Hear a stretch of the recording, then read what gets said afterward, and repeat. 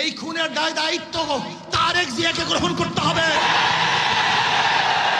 এই খুনের দায় দায়িত্ব মির্জা ফখরুলকে গ্রহণ করতে হবে। এই খুনের দায় দায়িত্ব গ্রহণ করতে হবে। এই খুনের দায় দায়িত্ব প্রত্যেক প্রশাসন গ্রহণ করতে হবে। আজকে এই মামলার যে বাদী একজন মহিলা, তার সন্তানে কেড়ে এসছে।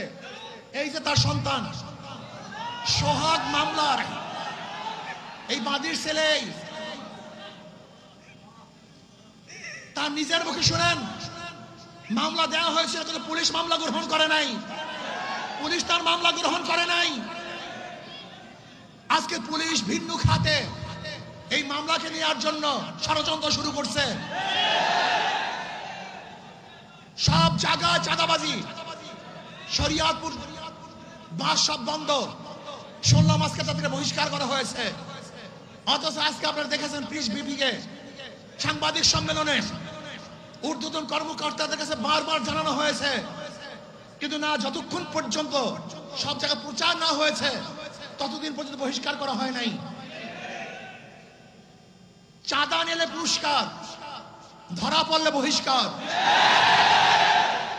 ভাইরাল হলে গ্রেফতার। কি ভেবেছেন বাংলাদেশের মানুষ বোকা? আজকে আমাদেরকে জিম্মি করে ফেলছে। দল এই খুনের দায় দায়িত্ব গ্রহণ করবে না। আমি স্পষ্ট ভাষায় বলতে চাই, এই খুনের দায় দায়িত্ব তারেক জিয়াকে গ্রহণ করতে হবে। এই খুনের দায় দায়িত্ব মির্জা ফখরুলকে গ্রহণ করতে হবে। এই খুনের দায় দায়িত্ব গ্রহণ করতে হবে। এই খুনের দায় দায়িত্ব